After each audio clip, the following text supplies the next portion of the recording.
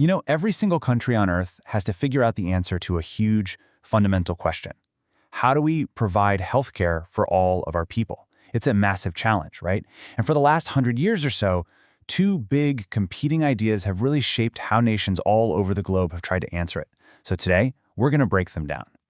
So here's our game plan. First, we'll lay out those two big ideas. Then, we'll see one of them in action, looking at Germany and the Czech Republic. We're going to dive into the philosophy behind it, what makes it tick. And then, we'll get to a really fascinating story from Kyrgyzstan, where they kind of smash the two models together. And finally, we'll wrap it all up and figure out what this means for how we should think about healthcare. So, when you get right down to it, that universal question, how do you pay for all this? Well, it's led to two very different answers that have shaped the modern world. Okay, on one side, you've got the Bismarck model. The easiest way to think about this is like a giant mandatory savings account just for health. Everybody, you and your boss, pays into this special pot of money. Then, on the other side, you've got the Beveridge model, which is way more straightforward. The government just pays for healthcare out of its main piggy bank, from all the general taxes everyone pays.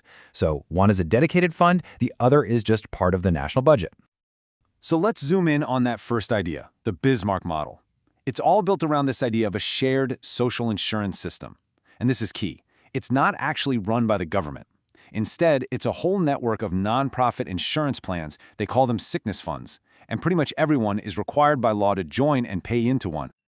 Okay, so that's the theory, right? But what does this actually look like in the real world?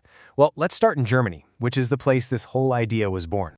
In Germany, it's this really interesting flow of money and care. So a chunk of your paycheck is automatically taken out for health insurance, and your employer has to match that contribution. All that cash gets pooled into these things called sickness funds. There are over 100 of them. Now, those funds act like the buyers for everyone. They're the ones negotiating prices and contracts with doctors and hospitals. And the result for you, the person in the system, is that you get really comprehensive care with barely any out-of-pocket costs. And check this out. This is what that system delivers. Germany spends around $4,500 per person, which is right in line with France. But now look at the United States. It spends nearly double that, and still leaves millions of people with no insurance at all.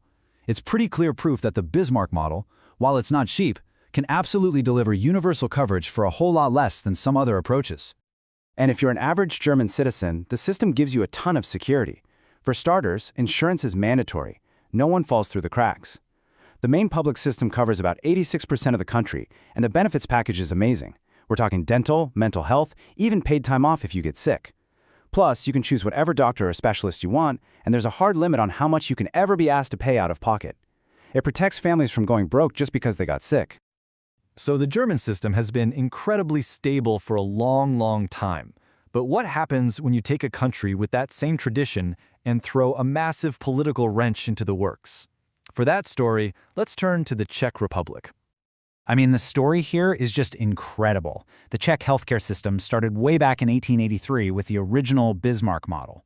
But after World War II, it was completely wiped out and replaced with a Soviet-style, top-down, state-controlled system. For decades, it was a totally different world.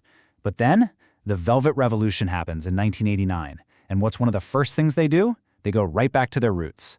By 1991, they'd brought back the Bismarck-style insurance system. It just shows you how deep these ideas can run. And that resilience, that urge to go back, it hints at something much deeper. To really get why these systems stick around, we have to look past the spreadsheets and the budgets and get to the core philosophy. Because at its heart, this isn't just about money or economics, it's really about sociology. It's about how a society sees itself and its obligations to its members. In fact, there's this one quote from experts who study these systems that just nails it. They say that social health insurance, or SHI, is not simply an insurance arrangement, but rather a way of life. It's not just about paying medical bills. It's about a shared social contract, a deep-seated belief. So what does that way of life actually mean? Well, it boils down to a few huge ideas. The biggest one is solidarity. The whole system is designed so the healthy subsidize the sick, the rich subsidize the poor, and the young subsidize the old. It's all about collective responsibility. And it's also about things like shared governance. The government doesn't just run the show. Instead, all these different groups, the insurance funds, doctors' groups, hospitals, they all have a seat at the table and negotiate to manage the system together. It's a system run by society, for society. So up to this point, it kind of seems like countries have to pick a side, right? Are you Team Bismarck or Team Beveridge? But what if you didn't have to choose? Our last case study from Kyrgyzstan shows how you can get really creative. Okay, so picture this. The Soviet Union has just collapsed, and Kyrgyzstan's health system is in absolute freefall. Public funding gets chopped in half overnight. The old, centralized system is shattered, and what's left is a total mess where you basically only got care if you could pay cash under the table. They had to build something completely new, from scratch. And what they came up with, honestly, it's brilliant. Instead of choosing a side, they created a kind of hybrid single-payer system. Now hang on, because when you hear single-payer, you probably think of a system funded purely by taxes. But Kyrgyzstan did something different. They took money from both buckets, general taxes like the Beveridge model, and payroll contributions like the Bismarck model, and they poured it all into one big national fund. So here's how they pulled it off. First, they set up a new agency, the Mandatory Health Insurance Fund, or MHIF. Then, and this was the masterstroke, they took the government's entire health budget, which was funded by taxes, and just handed it over to the MHIF. Their job? To buy a basic healthcare package for every single person in the country. Then, the payroll taxes from workers were added on top to pay for extra benefits. And just like that, the MHIF became the one single buyer for everybody, ending the chaos and unifying the system with a creative blend of both models.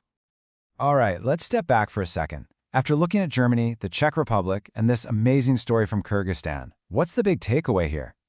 I think it really forces us to rethink how we even look at these systems. So if you remember one thing, it's this. The Bismarck model is so much more than just an insurance plan. It's a way of life that's built on this powerful idea of social solidarity.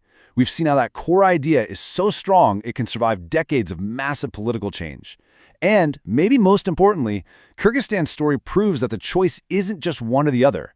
These models aren't rigid rules you have to follow. They're more like toolkits, and countries can and should pick and choose the parts that work best for them. And that really leaves us with one final question. You know, maybe the whole debate over healthcare is asking the wrong thing. Instead of arguing about which single model is best, maybe the better question we should be asking is this: what parts of each of these historical ideas actually fit with our values, and how can we put them together to build a system that reflects who we want to be?